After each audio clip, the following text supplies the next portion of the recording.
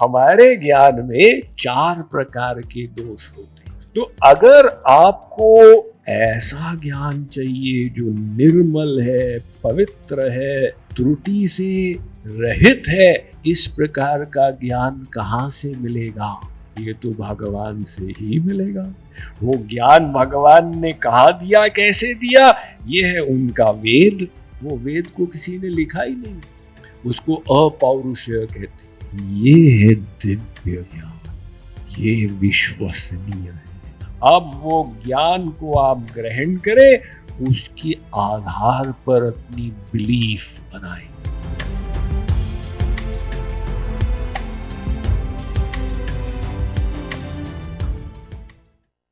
मनुष्य के ज्ञान में त्रुटि होती, क्योंकि मनुष्य की बुद्धि ही सीमित है, माया की बनी हुई। तो हमारे ज्ञान में 4 प्रकार के दोष होते, एक भ्रम, एक प्रमाद, एक विप्रलिप्सा और एक करणापाटम। क्योंकि हम अपना ज्ञान अपने इंद्रिय मन बुद्धि से प्राप्त करते, तो उसमें एक सीमा है ना। अब मान लो आप एक न्यूटन्स डिस्क लें जिसमें 7 रंग हैं इंद्रधनुष के, उसको न्यूटन्स डिस्क बोलते हैं, स्कूल में किए होंगे ना। और उसको घुमाए और देखे किस रंग की लग रही, सफेद। सफेद नहीं, उसमें 7 रंग है, लेकिन घुमाने पर देखने में वो डिस्क सफेद लग रही। तो आपकी इंद्रियां ये भ्रम उत्पन्न कर रही। तो ये भ्रम जो होता है, ये मनुष्य की बुद्धि का दोष। जैसे हमने कहा ना कल कि आपको लगता है वहां पे सुख है और भागते हो, और मृग तृष्णा के समान उसमें फैक्ट में सुख मिलता नहीं है। तो अगर आपको ऐसा ज्ञान चाहिए जो निर्मल है, पवित्र है, त्रुटि से रहित है, इस प्रकार का ज्ञान कहां से मिलेगा? ये तो भगवान से ही मिलेगा। भगवान सर्वज्ञ है और उनके द्वारा प्रदत्त ज्ञान ये भी शंका, कलंक इत्यादि से रहित है। भगवान कैसे सर्वज्ञ है? यह सर्वज्ञ सर्वविद्यस्य ज्ञानमयं तपः। सर्वज्ञ और अंतर्यामी में अंतर होता। अंतर्यामी कौन? जो आपके मन की बात को जान ले, वो अंतर्यामी हो गया।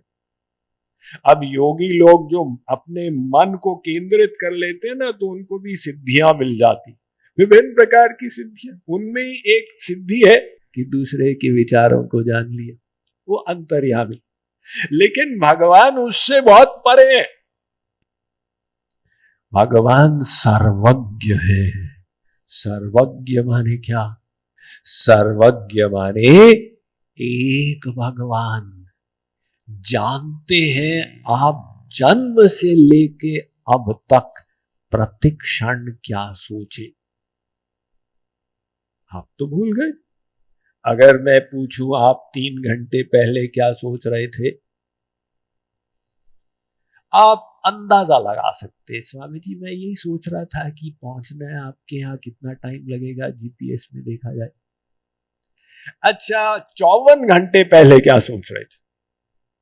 अब ये तो पता नहीं।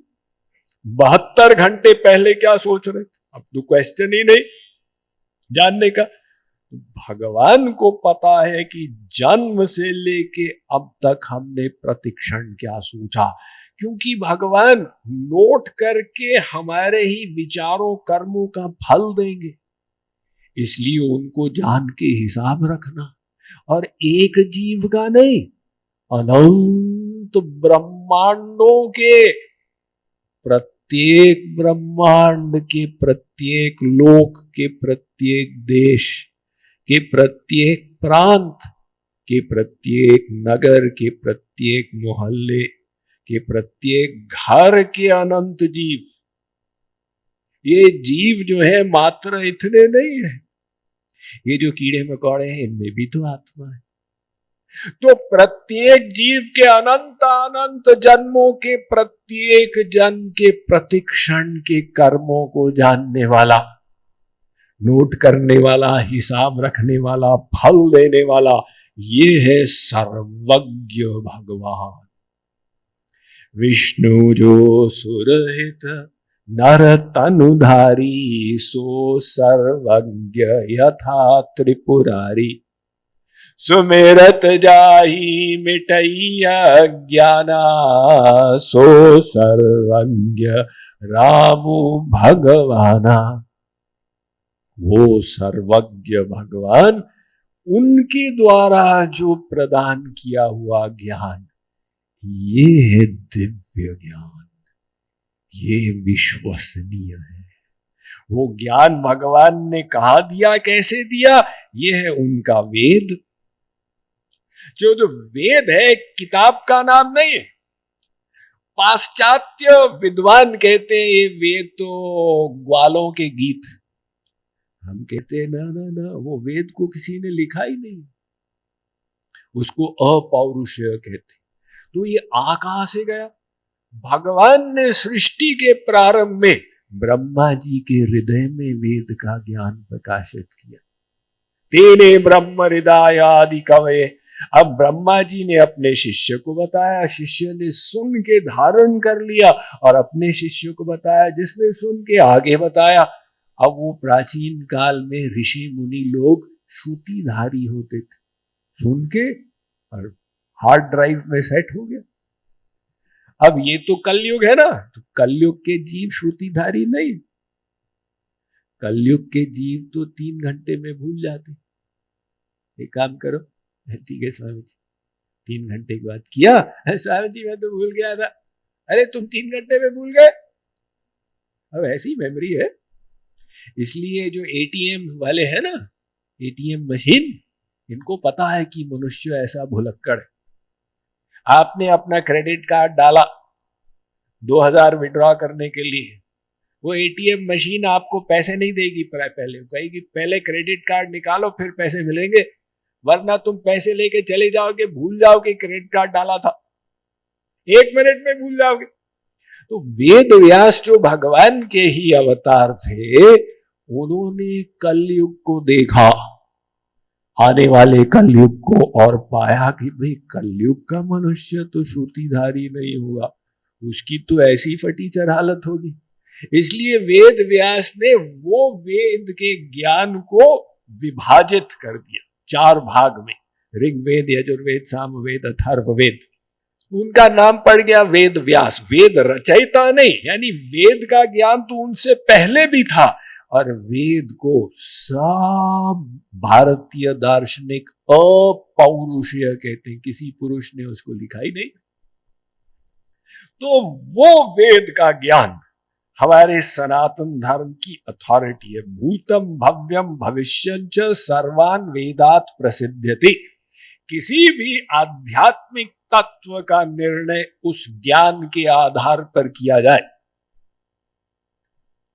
अब वो वेद के ज्ञान को समझाने के लिए ऋषि मुनियों ने कई शास्त्र लिख डाले, जैसे 18 पुराण है, इतिहास है, षड दर्शन है, 100 स्मृति ग्रंथ है। तो ये सब वेद के ही ज्ञान का विस्तार कर रहे हैं। इसलिए उन सब को मिलाकर वैदिक वांग्मय कहा गया। तो ये ज्ञान का एक स्रोत, और उनको हम समझे कैसे? तो वेदों ने ही कहा आचार्यवान पुरुषो ही वेद। भाई देखो, फिजिक्स सीखना है तो एक तो फिजिक्स की किताब होती है और दूसरा फिजिक्स का टीचर। अब कोई कहे भी टीचर की आवश्यकता नहीं है, हम किताब से ही समझ लें, इतने ब्रिलियंट तो शायद ही कोई होते। तो किताब के साथ आपको टीचर की आवश्यकता पड़ी, ऐसे ही वो शास्त्र के साथ गुरु की आवश्यकता पड़ी। शास्त्रों ने ही कहा हमको गुरु के माध्यम से समझो, आचार्यवान पुरुषो ही वेद। तो ये दूसरी अथॉरिटी हो गई ज्ञान की। अब हमारे जो गुरु हैं वो सही बता रहे हैं, गलत बता रहे हैं, ये कैसे विश्वास?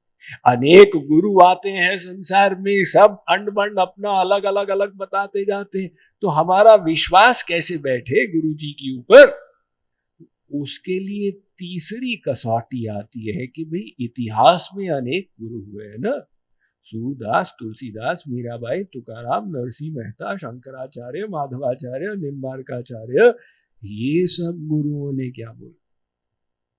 अगर हमारे गुरुदेव जो बता रहे हैं वो शास्त्र के ज्ञान के आधार पर बता रहे हैं और इतिहास के अन्य गुरुओं ने भी वही बात बताई, जैसे मान लो कि तुम शरीर नहीं हो आत्मा हो, अब वो बात माननीय हो जाती है।